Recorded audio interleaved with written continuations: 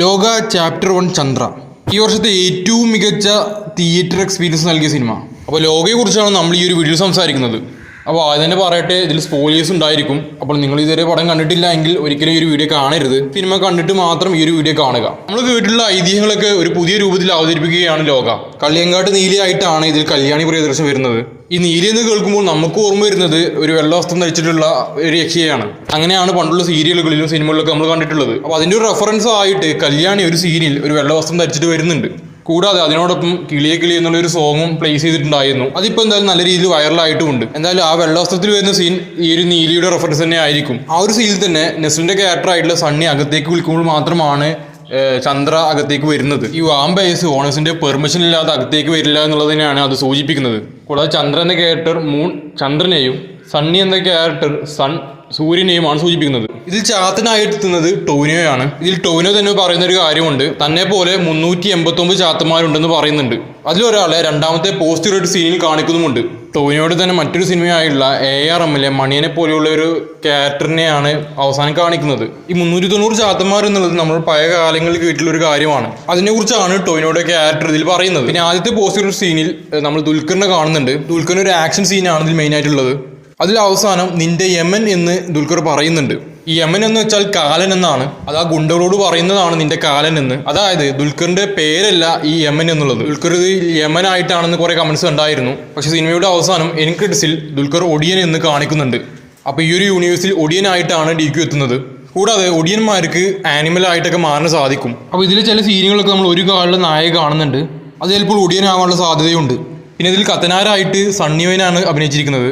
കത്തനാർ നീലിയെ തളച്ച ശേഷം നീലിയോട് പറയുന്നൊരു കാര്യമുണ്ട്, ഞാൻ നിന്നെ കൊല്ലാനല്ല നാട്ടുകാരെ കാണിക്കാൻ വേണ്ടി മാത്രമാണ് നിന്നെ തളക്കുന്നതെന്നാണ് നീലിയോട് പറയുന്നത്. പിന്നെ ഇതിൽ സൗബിൻ ബാലുവറീസ് ഒക്കെ ഓരോ ഷോട്ടിൽ വന്ന് പോകുന്നുണ്ട്. അടുത്ത ഭാഗങ്ങളിലൊക്കെ നമുക്ക് ഇവരെ കുറച്ചുകൂടി വലിയ റോളുകൾ പ്രതീക്ഷിക്കാവുന്നതാണ്. മാടിനും മറുതയൊക്കെ ആയിട്ടായിരിക്കാം ഇവരെത്തുന്നത്.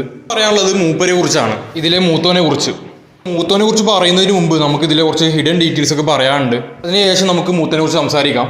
ഇതിൽ ചന്ദ്ര നെസ്ലിന്റെ ക്യാരക്ടറായിട്ടുള്ള സണ്ണിയോട് പറയുന്നൊരു കാര്യമുണ്ട്. സണ്ണിയുടെ അതേ രൂപസാദൃശ്യമുള്ള ഒരു ഫോട്ടോ കാണിച്ചുകൊണ്ട് ചന്ദ്ര പറയുന്നുണ്ട് കുറച്ച് വർഷങ്ങൾക്ക് മുമ്പുള്ള തൻ്റെ ബോയ് ഫ്രണ്ട് ആണെന്ന്.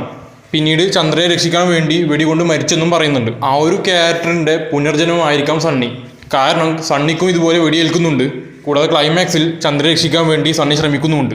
കൂടാതെ സണ്ണിയുടെ ഷൂട്ടിംഗ് കഴിവും എടുത്ത് പറയേണ്ടതാണ്. ക്ലൈമാക്സിൽ സണ്ണി കറക്റ്റായിട്ട് തന്നെ ഷൂട്ട് ചെയ്ത് കൊല്ലുന്നുണ്ട്. അതുകൊണ്ടാണ് സണ്ണി ഒരു പുനർജന്മമായുള്ള സാധ്യതയെക്കുറിച്ച് പറയുന്നത്. അങ്ങനെ കിട്ടിയ കഴിവായിരിക്കാം അത്. പിന്നെ നമ്മൾ നോക്കുകയാണെങ്കിൽ കല്യാണിയുടെ ചൈൽഡ്ഹുഡ് പോർഷനിൽ രാജാവായി എത്തുന്ന ശിവജിത്താണ്. ഈ ശിവജിത്ത് തന്നെയാണ് ഗജേന്ദ്ര എന്നൊരു ഗ്യാങ്സ്റ്റർ ആയിട്ടും എത്തുന്നത്. ഈ ഗജേന്ദ്രയെ കുറിച്ച് സിനിമയിൽ ഒരുപാട് ഹൈപ്പ് ചെയ്യുന്നുണ്ട്. ഗജേന്ദ്ര ഒരു സാധാരണ ഗ്യാങ്സ്റ്റർ ആയിട്ട് തോന്നുന്നില്ല. വരും ഭാഗങ്ങളിൽ നമുക്കൊരു ഇമ്പോർട്ടൻറ്റ് റോൾ പ്രതീക്ഷിക്കാവുന്നതാണ്. ഇനി പറയാൻ പോകുന്നത് ലോകയിലെ ഓപ്പണിംഗ് ക്രെഡിറ്റ്സിനെ കുറിച്ചാണ്. ഈ ഒരു യൂണിവേഴ്സ് എന്താണെന്ന് ആ ഒരു ആനിമേഷനിൽ കാണിക്കുന്നുണ്ട്. അതിൽ പ്രധാനപ്പെട്ട് നമ്മൾ ശ്രദ്ധിക്കേണ്ട ഒരു കാര്യമാണ്, മൂത്തോനും ഇഷ്ടാറും നമ്മൾ യുദ്ധം നമുക്ക് കാണാവുന്നതാണ്. ഈ ഇഷ്ടാർ എന്നുള്ള ഒരു ഫീമെയിൽ ക്യാരക്ടറാണ്. ഈ ഒരു യൂണിവേഴ്സിലെ മെയിൻ വില്ലനാവാനുള്ള സാധ്യത ഇഷ്ടാറാണ്. ഈ ഒരു യൂണിവേഴ്സിൽ തന്നെ ഏറ്റവും പവർഫുൾ ആയിട്ടുള്ള 2 ക്യാരക്ടേഴ്സ് ആയിരിക്കും ഇഷ്ടാറും മൂത്തോനും. ഇതിൽ മൂത്തോനായിരുന്നത് മമ്മൂക്കയാണ്. സിനിമയിൽ അത് സൂചിപ്പിക്കുന്നുമുണ്ട്. ഇനി വേറൊരു തിയറി എന്ന് പറയുന്നത് ഈ മൂത്തോനും ഇഷ്ടാറും അനുനായികളാകാനുള്ള സാധ്യതയുണ്ട്. പുരാതന കാലത്ത് ഭൂമിയിൽ വന്ന ഏലിയൻസ് ആണ് അനുനാഗികൾ. പുരാണങ്ങളിൽ ഇവരെ ദേവന്മാരായിട്ടാണ് പറയുന്നത്. കൂടാതെ നീലിക്ക് ഇതിൽ ശക്തി കിട്ടുന്നത് ഒരു തലയില്ലാത്ത പ്രതിമയുടെ അടുത്തു നിന്നാണ്. അവിടെ നിന്ന് ഒരു വവ്വാലിന്റെ കടിയേറ്റിട്ടാണ് നീലിക്ക് ശക്തി കിട്ടുന്നത്. ആ ഒരു തലയില്ലാത്ത പ്രതിമ അനുനാഗികളിൽപ്പെട്ടവരാവാനുള്ള സാധ്യതയുണ്ട്. കൂടാതെ ചന്ദ്രയോട് ഷാൻ സാഗറിന്റെ ക്യാരക്ടർ പറയുന്നൊരു കാര്യമുണ്ട്, മൂത്തോൻ നിന്നൊരു മകളെ പോലെയാണ് കാണുന്നതെന്ന് പറയുന്നുണ്ട്. അത് ചന്ദ്രയെ ഒന്ന് കൺവിൻസ് ചെയ്യിപ്പിക്കാൻ വേണ്ടി പറയുന്നത് പോലെയാണ് തോന്നുന്നത്. അതിനർത്ഥം നീലി ആദ്യം ഇഷ്ടാറിന്റെ ആളുകളിൽപ്പെട്ടവരായിരിക്കാം. കൂടാതെ സിനിമയുടെ ആദ്യത്തെ ഒരു ഓപ്പണിംഗ് സീനിൽ തന്നെ ഇഷ്ടാറിന്റെ ആളുകളിൽ നിന്ന് ഒരു പാക്കേജ് സ്വന്തമാക്കുന്നുണ്ട്. ആ ഒരു പാക്കേജ് ഇതിലൊരു വലിയ ഇമ്പോർട്ടൻ്റ് ആയിട്ടുള്ള കാര്യമാണ്. കൂടാതെ മൂത്തോൻ ഇഷ്ടാറുമായുള്ള യുദ്ധത്തിന് മുമ്പ് നീലിയെ തന്നോടൊപ്പം കൂട്ടുന്നതായിരിക്കാം. എന്തായാലും ഒരുപാട് സാധ്യതകളുള്ള ഒരു യൂണിവേഴ്സ് ആണിത്. ഇതൊക്കെ ഈ ഒരു ലോകം എന്ന സിനിമ ഒരു വട്ടം കണ്ടപ്പോൾ മാത്രം തോന്നിയ കാര്യങ്ങളാണ്. ഇതിൽ ഇനിയും ഒരുപാട് കാര്യങ്ങൾ പറയാനുണ്ട്. OTT വരുമ്പോൾ നമുക്ക് ആ ഒരു ആനിമേഷൻ സീനൊക്കെ കുറിച്ച് കൂടുതൽ പറയാനുണ്ട്. കൂടുതൽ ഡീകോഡ് ചെയ്യേണ്ടി വരും. എന്തായാലും നിങ്ങൾക്ക് തോന്നിയ കാര്യങ്ങളെക്കുറിച്ച് താഴെ കമൻറ്റ് ചെയ്യുക. വീഡിയോയുടെ അവസാനിക്കുന്നു. ലൈക്ക് ചെയ്യുക, ഷെയർ ചെയ്യുക, സബ്സ്ക്രൈബ് ചെയ്യുക.